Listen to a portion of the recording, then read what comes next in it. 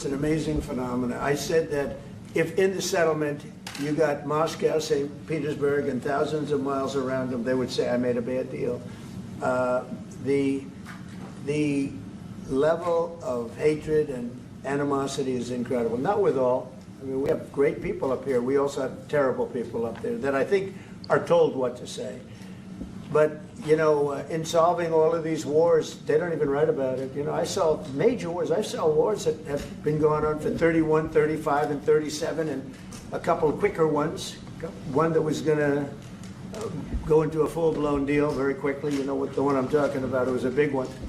But they don't even write about that. No matter what I do, no matter what, and you know, this is not anything to do with you. It's probably to your advantage in a certain way. But no matter what I do, no matter what deal I make, from my standpoint, you'll come out good. Maybe President Putin will come out good.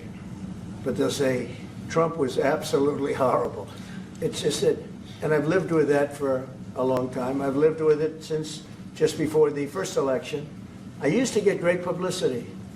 Now I get the worst publicity anyone's ever gotten in office, but I won in a landslide, so that people understand. They're the only ones that count, ultimately. But I've also had great reporters. I've had journalists that are very good. But it's very sad when you do the right thing. As an example, they said, because of the fact that Vladimir Putin came to American soil, this was a tremendous defeat for Donald Trump. No, it was really wonderful that he did it. It was a hard thing for him to do, to be honest with you. It was the opposite of what they said, but they said it. Now, if he didn't come, they'd say that was also bad for Trump. You know, there's no way. And there's just a great dishonesty of the press, and I think that's why it's lost its credibility. You know, its credibility is at an all-time low. We have a thing going on right now in D.C.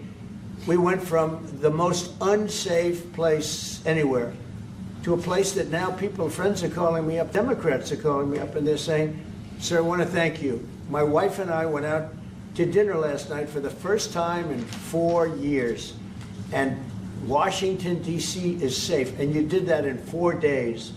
I'll tell you, it's safe. I had another friend of mine, he has a son who's a great golfer, he's on tour, and he came in fourth yesterday in the big tournament where Scotty Scheffler made the great shot, and he said his son is going to dinner in Washington, D.C. tonight. I said, would you have allowed that to happen a year ago? He said, no way, no way. He said, what you've done is incredible. And I think the people realize it. But the press says, he's a dictator, he's trying to take over.